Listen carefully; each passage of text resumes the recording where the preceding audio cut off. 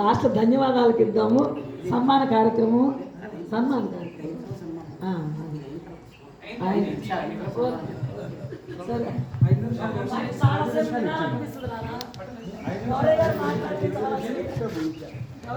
సరే.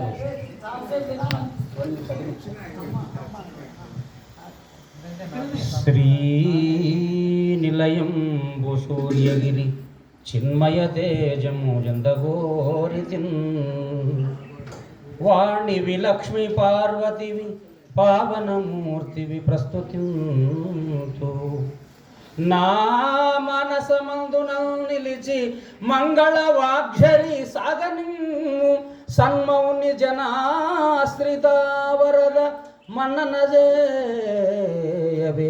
వీరధర్మజా బాలార్గ పర్వమింద్రనీల జటిరం భస్మాంగరాగోజ్వలం శాంతం నాద విలీన చిత్తపవనం శార్దూల చర్మాంబరం బ్రహ్మగ్నై సనకాదిభిః పరివృతం సిద్ధై సమారాధితం దత్తాత్రేయముపాస్మహే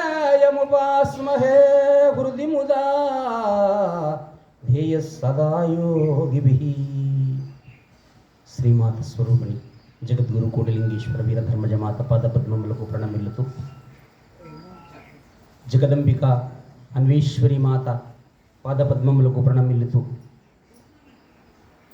యోగి నిర్మలానంద బాబా ప్రశిష్యులైనటువంటి సాక్షాత్ శ్రీమాత అవతారంలో నడయాడినటువంటి దైవమైనటువంటి శ్రీ ఈశ్వర బాబా గురుపాదములకు ఒక్కసారి ప్రణమిల్లుతూ సభలో ఉన్నటువంటి పెద్దలంతా కూడా చాలా చక్కగా ఎంతో మధురాతి మధురమైనటువంటి ఆధ్యాత్మికమైనటువంటి అమృత బీజాలను మనకు అందించినారు.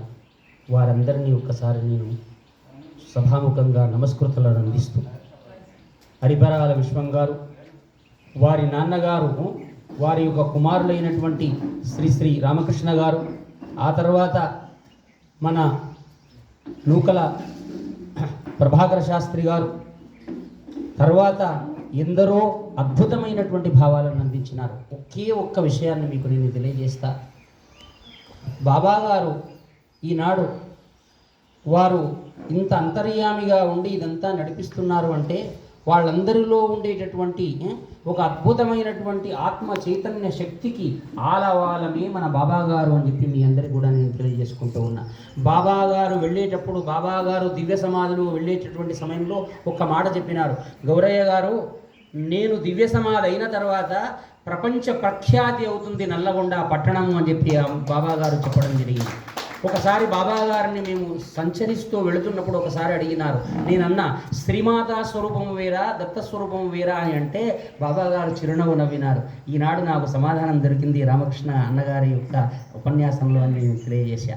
ఎందుకంటే అసలు నిజంగా చెప్పాలంటే శ్రీమాతా ఉపాసకుల లోపల మొట్టమొదటి వారు దత్తాత్రేయ స్వామి అయితే, ఆ తర్వాత అగస్త్య మహర్షి అట, ఆ తర్వాత ఎవరు అనంటే వ్యాసుల వారు, ఆ తర్వాత ఆంజనేయ స్వామి, ఆ తర్వాత సుబ్రహ్మణ్య స్వామి అని 5గురు, ఆ తర్వాత కార్తవీర్యార్జునుడు అని వీళ్ళందరూ కూడా ఆ శ్రీమాత ఉపాసకులై ఉండి శ్రీమాత యొక్క తత్వాన్ని సంపూర్ణంగా ఈ ప్రపంచమంతా కూడా తరింపజేయడానికి వచ్చినటువంటి అద్భుతమైనటువంటి అవతారమే దత్తాత్రేయ సాంప్రదాయం అని మీ అందరికీ కూడా నేను తెలియజేసుకుంటూ ఉన్నా.